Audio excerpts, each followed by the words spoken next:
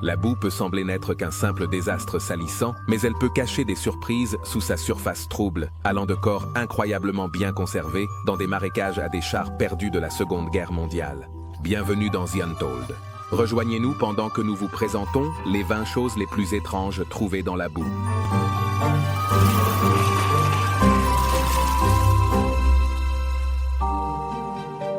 Numéro 20. L'homme de Grobal. Dans les tourbières de Grobal, au Danemark, une découverte étonnante a été faite, bouleversant le monde de l'archéologie jusqu'à son cœur.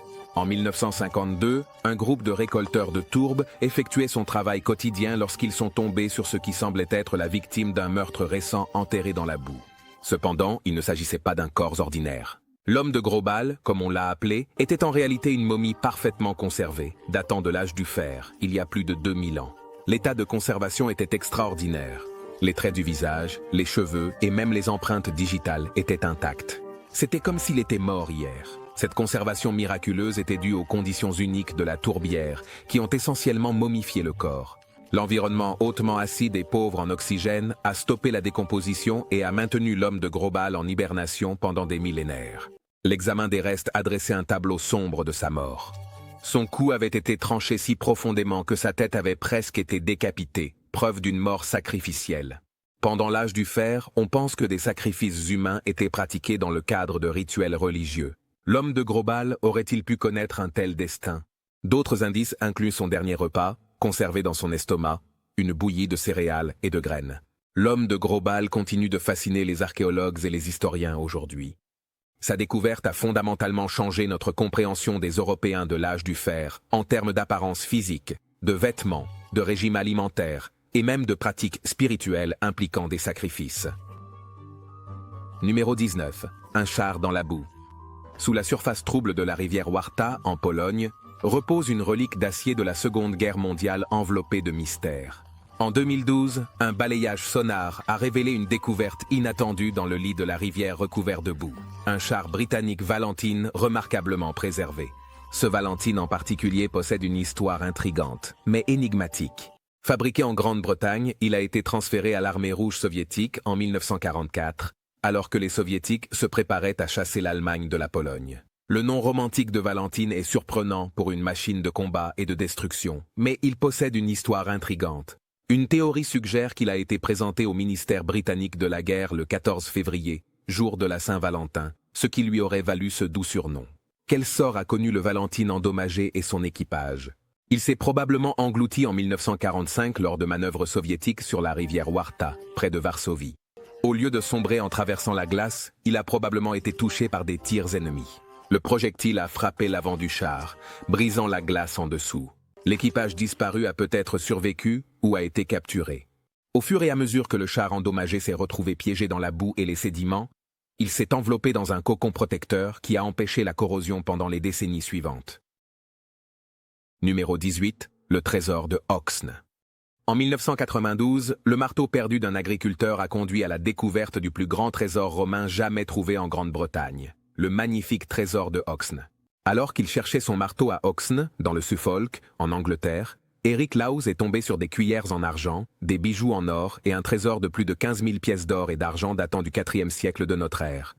L'énorme trésor comprend des objets domestiques finement travaillés, tels que des pots à poivre et des coupes en argent, ainsi que des bijoux richement décorés qui reflètent le savoir-faire expert des artisans romains. Les pièces de monnaie constituent la majeure partie du trésor, comprenant environ 569 solidus d'or frappés à travers tout l'Empire romain, de Constantinople à l'Italie. Comment une collection aussi impressionnante de raffinements romains s'est-elle retrouvée enterrée dans la campagne anglaise? Les historiens pensent qu'elle a été cachée pour des raisons de sécurité durant une période troublée, lorsque les Romains quittèrent la Grande-Bretagne vers l'an 400-408 après Jésus-Christ. Il est probable que le propriétaire fortuné ait enterré le trésor dans l'intention de le récupérer plus tard, mais qu'il soit décédé avant de pouvoir le faire. Numéro 17. L'homme de Tollund. Peu de découvertes archéologiques captivent autant l'imagination que l'homme de Tollund. Découvert en 1950 dans une tourbière de la péninsule du Jutland, au Danemark, ce corps de marais remarquablement bien conservé continue de fasciner plus de 70 ans après sa découverte. L'homme de Tollund a vécu au IVe siècle avant Jésus-Christ, durant l'âge du fer. Grâce aux propriétés de conservation des tourbières, les tissus corporels, les traits du visage et même son dernier repas sont restés intacts. Son expression paisible, les yeux fermés comme s'il dormait, dissimule la nature violente de sa mort. Les preuves indiquent que l'homme de Toland a été sacrifié lors d'un rituel. Un lacet en cuir tressé enroulé autour de son cou indique qu'il a été pendu et possiblement étranglé. Son dernier repas, une bouillie, suggère qu'il a été tué après avoir jeûné durant sa dernière journée. La datation au radiocarbone de l'homme de Toland correspond à une période où les sacrifices humains ont atteint leur apogée dans l'Europe de l'âge du fer. Ces restes indiquent une mort par sacrifice rituel, possiblement comme une offrande aux dieux en période difficile. Au-delà de ces détails sombres, l'excellente conservation de l'homme de Toland permet d'obtenir des informations sur sa vie et celle des gens de son époque. De ses ongles bien soignés à la barbe naissante sur son menton, les archéologues ont recueilli des informations sur son apparence, son alimentation et même la technologie textile de sa communauté. Numéro 16. Le beurre ancien des marais. Le beurre a été apprécié par les humains dans diverses cultures pendant des millénaires. Cette graisse riche et dorée ornait les tables antiques, ajoutant saveur et nutrition aux pains, légumes et viandes. Curieusement, certains beurres ont été enterrés dans des marais, peut-être pour leur conservation ou comme offrande rituelle. L'un de ces trésors a été découvert en Irlande en 2016. Un morceau de beurre de marais de 22 livres datant d'environ 400 avant Jésus-Christ, à l'âge du fer. Cette découverte grasse était enfermée dans un récipient en bois déterré dans un marais du comté de Meath. D'autres beurres de marais ont déjà été retrouvés, mais cet exemplaire de l'âge du fer est le plus grand et le plus ancien jamais enregistré. La datation au radiocarbone et le style de son récipient indiquent qu'il a été enterré à l'époque celtique. Le beurre de marais reste comestible grâce à l'environnement acide et sans oxygène du marais, qui offre une réfrigération naturelle idéale. Cette découverte apporte la preuve supplémentaire que les anciens Celtes utilisaient les marais pour stocker des aliments périssables comme le beurre en vue d'une consommation ultérieure. La grande taille suggère qu'il s'agissait d'une réserve de beurre communautaire et non destinée à une seule ferme. Elle a peut-être été enterrée comme une offrande rituelle ou pour constituer une réserve de produits laitiers en cas de pénurie. L'analyse montre que le beurre provenait du lait de vache, révélant ainsi les pratiques d'élevage de l'époque. Numéro 15. L'homme d'Old Crogan. En 2003, les restes remarquablement bien conservés d'un jeune homme ont été découverts dans une tourbière irlandaise. Il ne s'agissait pas d'une victime de meurtre contemporaine. L'homme d'Old Crogan, comme on l'a appelé, était un corps de l'âge du fer datant de plus de 2000 ans. Ces restes témoignent d'une mort tragique, avec des signes de violence. Cependant, ils ont également offert un aperçu révélateur d'un passé lointain. Découvert dans le comté d'Offaly, l'homme d'Old Crogan a été enterré dans une tourbière entre environ 350 et 175 avant notre ère. Pendant l'âge du fer, les conditions sèches et acides ont préservé ses restes avec un niveau de détail étonnant, de ses mains jusqu'à ses genoux et ses tétons. Les complexités de sa physiologie étaient visibles. L'analyse suggère qu'il s'agissait d'un homme grand, dans la vingtaine et en bonne santé lorsqu'il a été tué. Un examen plus approfondi a révélé des indices troublants concernant la mort de l'homme d'Old Crogan. Il avait des trous percés dans le haut des bras, ce qui indique qu'il a été immobilisé avant d'être exécuté. On lui a également coupé les tétons, ce qui suggère une torture. Il a ensuite été décapité et démembré. La violence excessive suggère une punition pour un crime grave ou un sacrifice humain. 14e. Mammouth dans la boue. La terre gelée de l'ancienne Alaska résonnait autrefois sous les pas des imposants mammouths laineux. Ces créatures géantes de l'âge de glace dotées d'une épaisse fourrure et de longues défenses recourbées en ivoire. 10 000 ans plus tard, les restes de ces géants de l'âge de glace continuent d'émerger de leur tombe. En 2022, un énorme fémur de mammouth a été découvert dans la boue de l'Alaska. Ce surprenant vestige a été déterré le long d'une plage isolée de l'Alaska à cause des inondations et des vents violents. Un couple local, Joseph et Andrea Nazik, est tombé sur l'os exposé alors qu'il se promenait pour inspecter les dégâts causés par la tempête. Placé verticalement, l'énorme fémur atteignait la hauteur de la taille d'Andrea. Après avoir lutté pour l'extraire de la boue, son ampleur est devenue évidente. Mesurant 46 pouces de long et pesant la somme impressionnante de 62 livres, l'analyse a identifié ce gigantesque fémur comme appartenant à un ancien mammouth laineux qui vivait en Alaska il y a plus de 10 000 ans, durant la période du Pléistocène, avant de s'éteindre. Malgré son ancienneté, cette os de la cuisse de mammouth est restée remarquablement intacte. Son immense taille et son état presque intact en font une découverte extrêmement rare. L'examen révèle que sa circonférence mesure 34,5 pouces à son point le plus large, ce qui suggère un mammouth aux proportions formidables. La couleur et la minéralisation de l'os reflètent le passage des millénaires enfouis dans la terre d'Alaska avant sa récente découverte par le typhon. 13. L'homme de Lindow. En 1984, une découverte stupéfiante a émergé d'une tourbière dans le Cheshire, en Angleterre. Les restes parfaitement conservés de l'homme de Lindow. Vieux de près de 2000 ans, datant du 1er siècle après Jésus-Christ, cet homme de l'âge du fer a survécu aux millénaires grâce aux conditions uniques de sa sépulture aquatique.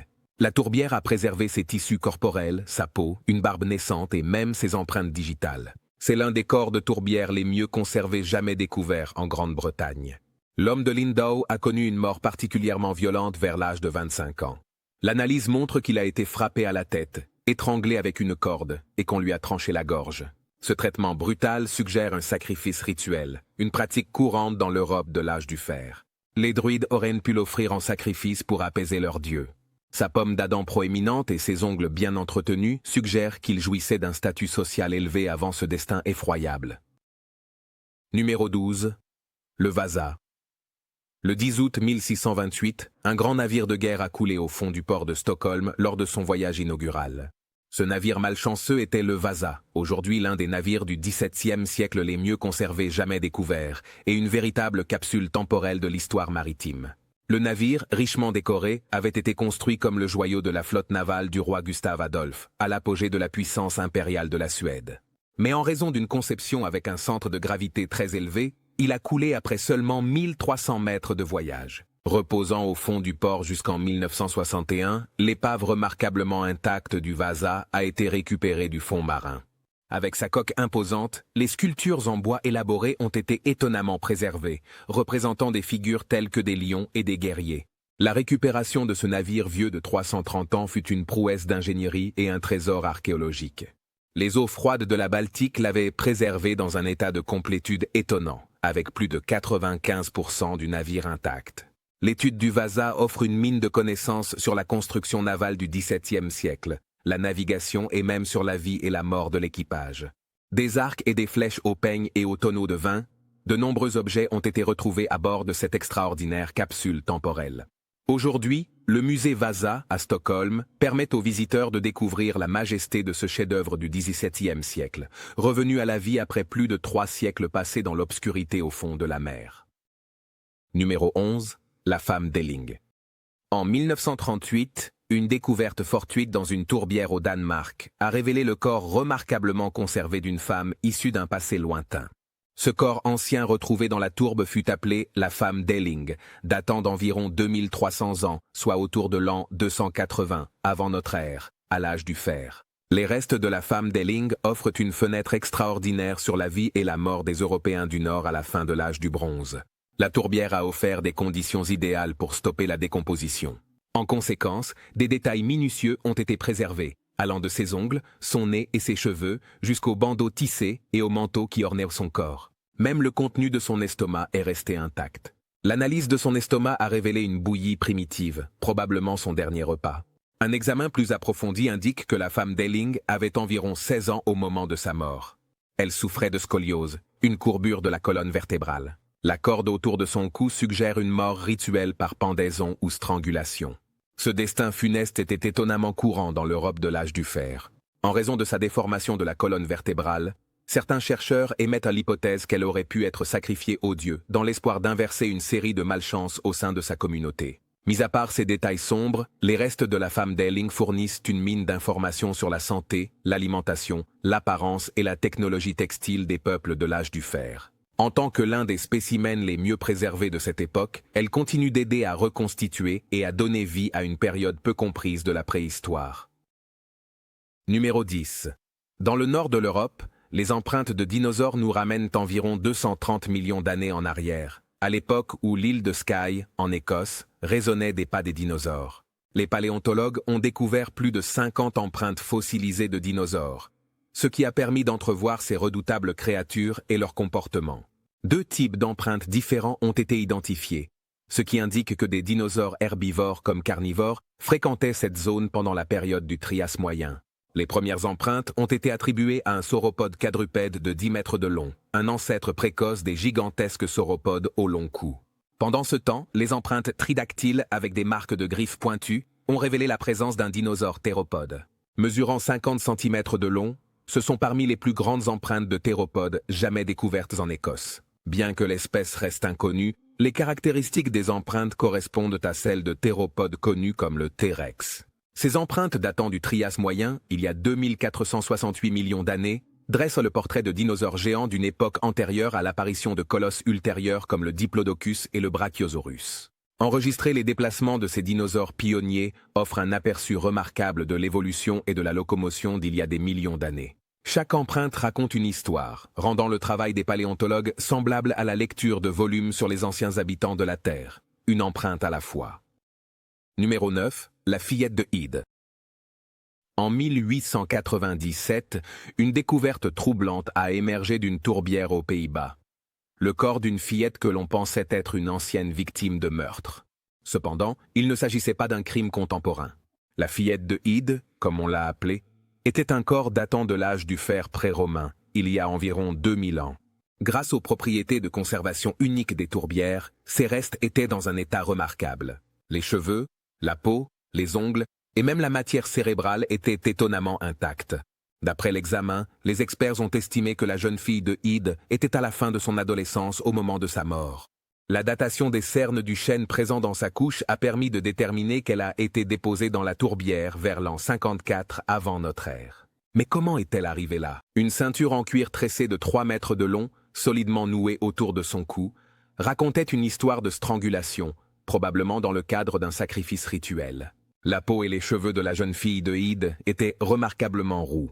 Bien que certains aient émis l'hypothèse qu'elle était une sorcière, cette couleur était simplement due aux produits chimiques de la tourbière. Sa coiffure distinctive et la cape faite en peau de mouton fournissent des informations sur l'habillement et la culture de l'âge du fer. Bien que son histoire se soit terminée de façon brutale, la jeune fille de Ide continue de jouer un rôle important dans la reconstitution de la vie européenne d'il y a 2000 ans. Ces restes représentent une capsule temporelle sans précédent, nous offrant une fenêtre sur le passé lointain. Numéro 8. Seahenge. En 1998, un cercle énigmatique en bois a émergé des vagues sur la côte du Norfolk, en Angleterre. Surnommée Seahenge, cette structure ressemblait au célèbre site de Stonehenge, mais avec quelques différences majeures. Les éléments de Seahenge étaient en bois, et l'on pense qu'ils datent d'environ 2050 avant notre ère, à l'âge du bronze. La formation consistait en une souche d'arbre renversée, entourée de 55 poteaux de chêne, soigneusement disposés en forme ovale le long de la côte. Les archéologues pensent qu'il s'agissait d'un site cérémoniel destiné à des rituels, potentiellement liés à des rites funéraires. La souche renversée pourrait avoir représenté les morts dans leur voyage vers l'au-delà. La brève apparition de Seahenge, avant que les marées ne le submergent à nouveau, a suscité une controverse entre la préservation et l'étude archéologique. Alors que certains préconisaient d'étudier son bois pour en apprendre davantage sur sa construction, d'autres défendaient la préservation de la structure intacte. Après un débat houleux, des segments ont finalement été retirés pour analyse et exposition, avant qu'ils ne puissent être perdus à jamais dans la mer. La signification de Seahenge reste incertaine, mais il constitue une preuve remarquable des systèmes de croyances complexes et des méthodes de construction durant l'âge du bronze en Grande-Bretagne. Le bref aperçu que nous avons eu de ce cercle de bois énigmatique révèle le potentiel de nombreux autres trésors archéologiques fascinants qui demeurent encore à découvrir sous les vagues. Numéro 7. Éléphant secouru. En octobre 2021, des gros titres émouvants ont émergé de l'État indien d'Odisha, racontant l'histoire d'un éléphanteau secouru.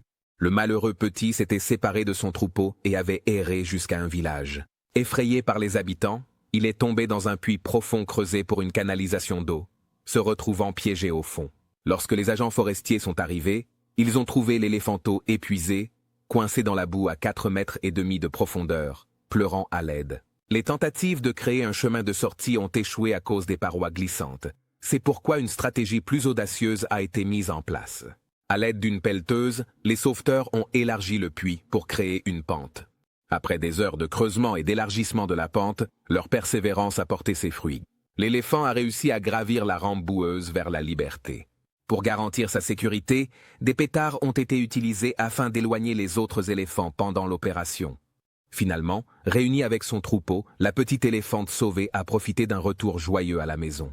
À part une légère fatigue, elle n'a subi aucune blessure lors de cette expérience éprouvante. Grâce à l'ingéniosité et au dévouement de l'équipe de secours, ce bébé éléphant est en vie pour raconter l'histoire de son escapade miraculeuse, qui aurait pu connaître une fin tragique. Numéro 6. L'idole de Shigir. En 1894, des chercheurs d'or russes ont découvert un artefact qui a stupéfié les archéologues, l'idole de Shigir. Vieux de plus de 11 500 ans, cette statue en bois est un reliquaire du monde préhistorique et de la culture mésolithique de 2499 chasseurs-cueilleurs. L'idole a été sculptée dans du mélèze et retrouvée enterrée à 5 mètres de profondeur dans une tourbière de la région de Sverdlovsk, en Sibérie occidentale. Mesurant plus de 2,70 m de haut, l'idole de Shigir est une figure humanoïde aux caractéristiques géométriques prononcées. Sa surface est recouverte de motifs mystérieux et codés qui ne ressemblent à rien dans l'art moderne ou ancien. Certains théoriciens se demandent si ces marques représentent une langue perdue ou un code symbolique.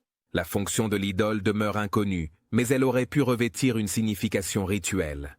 La datation au radiocarbone situe l'origine de l'idole de Shigir aux alentours de 9600 ans avant notre ère, durant le début de l'Holocène, à l'époque où les chasseurs-cueilleurs commençaient leur transition vers l'agriculture dans le croissant fertile. Cela en fait la sculpture en bois la plus ancienne connue au monde, 2 fois plus ancienne que les pyramides égyptiennes. La survie de l'idole pendant 12 millénaires est due aux conditions de la tourbière qui ont préservé le bois.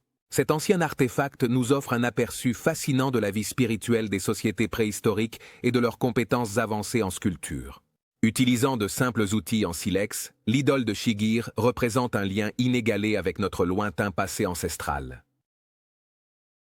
Numéro 5. La pierre du décalogue de Los Lunas. Dans le désert du Nouveau-Mexique repose un ancien mystère gravé dans la pierre. Connu sous le nom de pierre du décalogue de Los Lunas, ce bloc massif porte une inscription qui ressemble aux 10 commandements, écrite dans un ancien alphabet sémitique. L'archéologue Frank Haven a proposé une théorie, que l'écriture serait une version du paléo-hébreu datant d'entre 500 avant notre ère et 1200 de notre ère. Cela a suscité des spéculations sur un possible contact entre les anciens Hébreux et l'Amérique du Nord, des siècles avant Christophe Colomb. Les origines de la pierre restent sujettes à débat. Certains universitaires soutiennent que son écriture ressemble fortement au caractère phénicien. D'autres insistent sur le fait qu'il s'agit d'un faux des 19e ou 20e siècles, fabriqué pour ressembler à de l'hébreu. Les traductions de l'inscription varient également, car son orthographe ne correspond parfaitement à aucune langue connue. Faute de preuves supplémentaires, les véritables origines de la pierre demeurent énigmatiques. La pierre du décalogue de Los Lunas est entourée de questions. Qui l'a gravée? Quand a-t-elle été gravée? Et quel lien, s'il y en a un, existait-il avec les cultures hébraïques? Il est tentant de croire qu'elle soutient l'idée d'un contact précolombien entre l'Eurasie et l'Amérique, mais actuellement, ses partisans doivent faire face aux affirmations selon lesquelles il ne s'agirait que d'une fraude moderne. Jusqu'à ce que de nouvelles preuves apparaissent, la pierre de Los Lunas demeure un mystère archéologique enfoui dans le désert. Numéro 4. La pierre runique de Kensington. En 1898, une pierre déterrée à Kensington a déclenché une controverse de longue durée. Olaf Åhman, un immigrant suédois de la région, a découvert une dalle gravée d'inscriptions runiques alors qu'il défrichait son terrain. L'ancienne pierre semble porter l'inscription d'un récit d'explorateurs vikings datant de 1362 et porte la signature de plusieurs hommes. Si elle est authentique, elle réécrirait la chronologie de l'arrivée européenne en Amérique du Nord, des siècles avant Colomb. Mais est-elle véritable? Les experts en linguistique ont débattu pour savoir si les runes de la pierre runique de Kensington correspondent à l'usage connu du XIVe siècle. Pendant ce temps, les géologues ont relevé des incohérences problématiques dans l'usure de la pierre. Les universitaires sceptiques ont tendance à la rejeter comme une supercherie du XIXe siècle, mais les défenseurs répliquent en affirmant que certaines preuves d'usure plaident en faveur de l'ancienneté de la pierre. Ils considèrent les runes comme une preuve. Les Vikings auraient pénétré profondément au cœur du Minnesota en 1362, et la pierre runique de Kensington serait le témoignage de ce voyage oublié. Après plus d'un siècle de controverses, le débat acharné reste vif, mais aucun consensus n'a été trouvé de part et d'autre. Néanmoins, tant qu'aucune preuve plus définitive n'émerge, la pierre runique de Kensington demeure un mystère archéologique. Supercherie ou histoire authentique? La réponse continue d'échapper aux historiens, tout en alimentant l'imagination de ceux qui veulent y croire. Numéro 3. La plus ancienne tortue. La découverte d'Odontochelys semitestassa a bouleversé le monde paléontologique. Découvert dans la province de Guizhou, en Chine, ce fossile vieux de 220 millions d'années est la plus ancienne tortue connue. Connue comme la tortue transitionnelle, elle date de la période du Trias. Odontochelys présente un mélange de caractéristiques primitives, reptiliennes et dérivées des tortues, ce qui en fait un chaînon manquant dans l'évolution des tortues. Contrairement aux tortues modernes, Odontochelys ne possédait pas de carapace supérieure complète. Elle avait une carapace inférieure partiellement formée, appelée plastron, mais sa colonne vertébrale était exposée. À la surprise des paléontologues, elle possédait également des dents, contrairement aux tortues modernes qui ont un bec. Cette combinaison de caractéristiques ancestrales reptiliennes avec les traits distinctifs des tortues révèle qu'elle se situe à un stade intermédiaire entre les reptiles et les tortues. Odontochelys éclaire la manière dont la carapace de la tortue a évolué à partir de côtes aplaties. Sa demi-carapace soutient également la théorie selon laquelle les carapaces ne sont pas apparues pour la protection, mais pour creuser des tunnels. Cette découverte révolutionnaire prouve que les tortues sont apparues 40 millions d'années plus tôt qu'on ne le pensait auparavant. Odontochelys comble un vide important dans la saga évolutive de l'un des groupes de reptiles les plus anciens de la Terre, réécrivant l'histoire de ces animaux durables. Numéro 2. L'armée de terre cuite. Dans l'une des découvertes archéologiques les plus étonnantes de tous les temps, l'armée de terre cuite a été déterrée près du tombeau du premier empereur de Chine, Qin Shi Huang. Cette découverte surprenante a été faite accidentellement en 1974, lorsque des agriculteurs creusant un puits près de la ville de Xi'an sont tombés sur des fragments de terre cuite. Cela a conduit à un vaste site de fouilles, révélant des milliers de soldats de terre cuite grandeur nature, alignés en formation de bataille et enterrés en masse. L'ampleur de l'armée de terre cuite est impressionnante. À ce jour, plus de 8000 soldats ont été découverts. Chaque soldat possède des traits du visage finement détaillés et uniques. Ils ont été modelés d'après de véritables soldats ayant servi l'empereur. L'armée a été créée vers l'an 200 avant notre ère dans le but de protéger Qin Shi Huang dans l'au-delà. Ils sont prêts à défendre le tombeau de l'empereur contre les mauvais esprits. Aux côtés des soldats d'infanterie, on trouve des chevaux en terre cuite, des chars, des archers, de la cavalerie et des postes de commandement. Cette armée complexe a été enterrée dans des fosses séparées autour de la tombe de l'empereur, prête à entrer en action. Les armes retrouvées comprennent des épées, des lances et des pointes de flèches, bien que la plupart soient aujourd'hui fortement oxydées. Plus de 40 ans de fouilles ininterrompues ont permis de mettre au jour cette incroyable armée qui était restée cachée sous terre pendant plus de 2000 ans avant d'être redécouverte et révélée au grand jour. Numéro 1. L'impala perdu. Ils l'ont capturé dans la boue et personne n'en revient. Par un après-midi ensoleillé dans le parc national du Zimbabwe, un groupe de touristes a été témoin d'un moment où la vie d'un impala ne tenait qu'à un fil. Pris en embuscade par une meute de chiens sauvages, cette antilope rapide courait pour sauver sa vie. Avec ses poursuivants presque sur lui, l'impala a pris un risque audacieux et s'est jeté dans un étang tout proche. Mais les eaux boueuses se sont transformées en pièges mortels, immobilisant l'impala jusqu'à la taille dans la vase. Tout en restant méfiants à cause des touristes, les chiens sauvages ont encerclé leur proie piégée, attendant une occasion d'attaquer. Mais la lutte de l'impala n'est pas passée inaperçue. Dans un tournant surprenant, plusieurs spectateurs ont décidé d'intervenir et d'empêcher sa mort. Un homme ingénieux nommé John s'est jeté dans la boue épaisse et dangereuse. Il a attaché une corde autour de lui-même et de l'impala sans défense, permettant à ses compagnons de les tirer tous les deux vers un endroit sûr. Après cette extraction périlleuse, l'impala couvert de boue est resté stupéfait d'être encore en vie. John a doucement calmé l'animal tremblant, avant de le laisser partir à la recherche de son troupeau. Grâce à cette gentillesse, l'impala a obtenu une nouvelle chance de vivre.